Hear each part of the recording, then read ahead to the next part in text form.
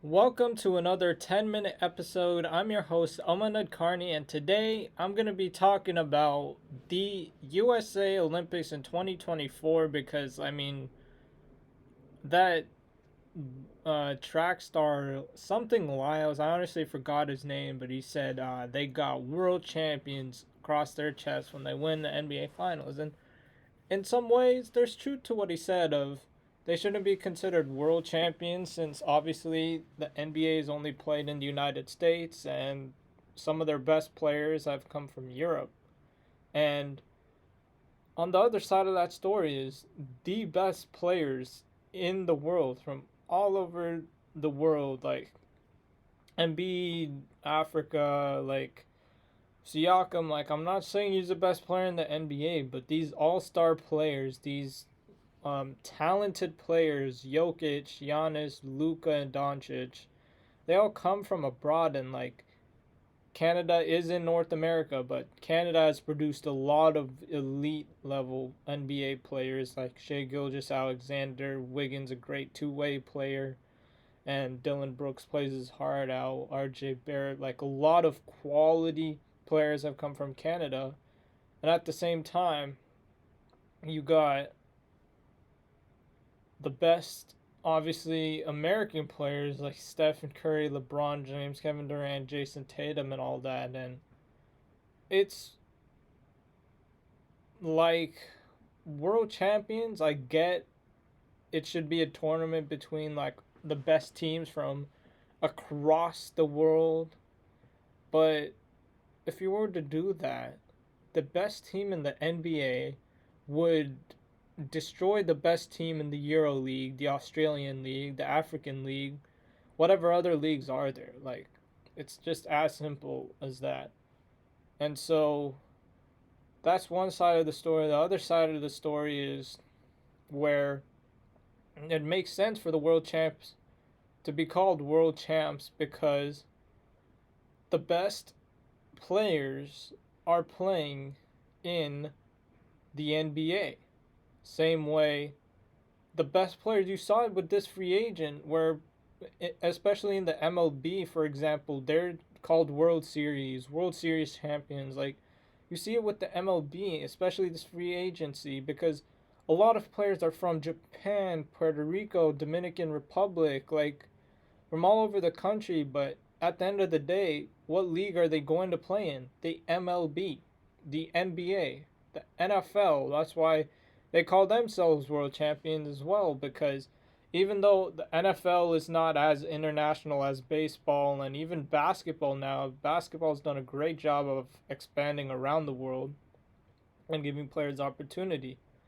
But it makes sense to be called world champs even though you don't play teams from other countries, because at the end of the day, a player might develop in those countries, but they all go to the NBA because that is the best league to play in the world. And because of that, and the United States, they got third, I believe.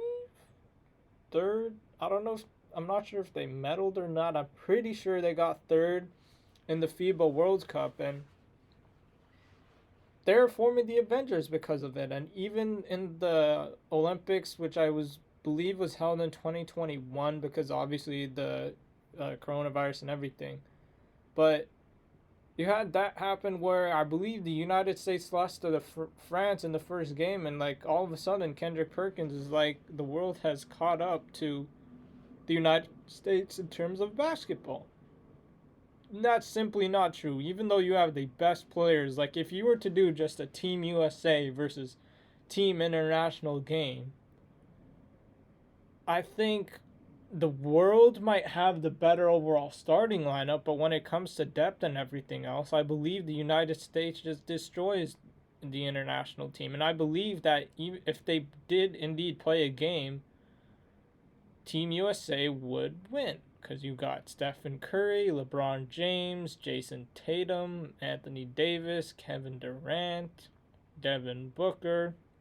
That's to name a few. Then throw in De'Aaron Fox, Jalen Brunson, Bam Adebayo, like just a lot of crazy, crazy, crazy talent if we were to do Team USA. And then even though Team International has Shea, Luka, Giannis, Embiid, Jokic, like a lot of great players, I believe Team USA does edge them out. But you saw Team USA lose the first game of the Olympics the last time it happened in the summer. It was like, could this be the one time they're dethroned? And I feel like when everyone just doubts Team USA, even though Lyles was right about FIBA World Cup, the United States has a history of not sending their A team players to the FIBA World Cup. It was more so of their B team, even though like Jalen Brunson, All Star, like Tyrese Halliburton, All Star, and Anthony Edwards, All Star.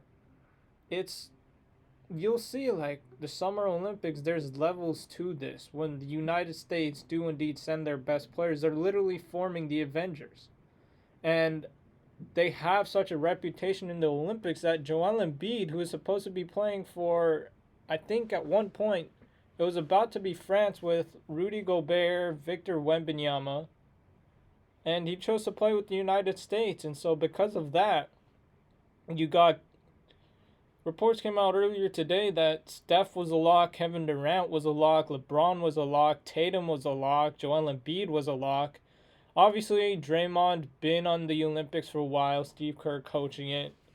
And because of the recent events, like I don't agree with leaving him off and using that as an excuse, but it is what it is. And then Drew Holiday off the bench, like these are great players. You gotta assume Devin Booker's gonna be in there, potentially De'Aaron Fox, potentially Jalen Brunson, like Anthony Edwards for sure if he wants to do it. So there's gonna be a good mix of young guys. Um, to sort of get that experience, feeling what it's like to win a gold. But people are gonna see like this Summer Olympics when the United States do send their A team players, like the best possible players. There's levels to this, and it's gonna show why. Like obviously, Joel Embiid is technically born outside of the United States and chose to play, but when you have the chance to play guys like Steph, LeBron, and Kevin Durant, the three biggest players of our era, like who wouldn't want to pass that up? And when you got guys like them three, Kobe Bryant, Michael Jordan, Magic Johnson, like just the list goes on and on and on of all-time greats who've played for Team USA. It's like the dream team, just look at the dream team too. Like it just shows there's levels to this. And of course international play has grown over the years, but there's levels to this. And I believe that in the Olympics you're going to see Team USA dominate like they never have before. Like even 2016 in my opinion, that was like the ultimate chemistry team for Team USA, and they still had the best players in the world. And for a while, like the best player in the world in terms of MVP, like might not be American, such as Luka Doncic, Nikola Jokic, Giannis, and Shea, and then there's Sick Tatum in there in the top five, and obviously four of those players are international. That doesn't mean Team USA is taking a step back in terms of world basketball. That just means individual international play has stepped up, and that's no secret, but that doesn't take away from the fact that in terms of basketball, Team USA remains on top. Every time people doubt them, they just remain on top, and people come to the United States to play basketball because there's just a certain pedigree that you reach playing basketball in the United States, playing in the NBA opposed to other leagues. And of course those other leagues may grow, but there's just a certain way that the USA remains on top because they continue to have, like, even when these all-time greats like Steph, KD, LeBron retire, even though Team USA is going to have like Jalen Brunson, Tatum's still going to be there, Bam's going to be there, Embiid's going to be there, Brunson's going to be there, Maxi's going to be there, like these great young all-stars. I feel like for years to come, they're still, people are saying like the NBA is not going to be the same without Steph, KD, LeBron. That might be true. That probably is true. But there's going to be new rivalries years from now. And the NBA is going to look different. And the United States is still going to remain on top of Olympic basketball and international basketball. That's my take. If you enjoyed listening to me talk about the Olympics and Team USA basketball. Make sure to watch our other content on YouTube and TikTok. We upload daily. Everything is in the description below. If you like longer form episodes, where I believe this Saturday it's going to be more F1 as the Bahrain Grand Prix is going to be underway, then tune in on Apple and Spotify if you like longer form episodes. But without further ado, thank you for listening, and tune in tomorrow to listen to what Evan has to say, or tune in to any of our content because we post sports content daily.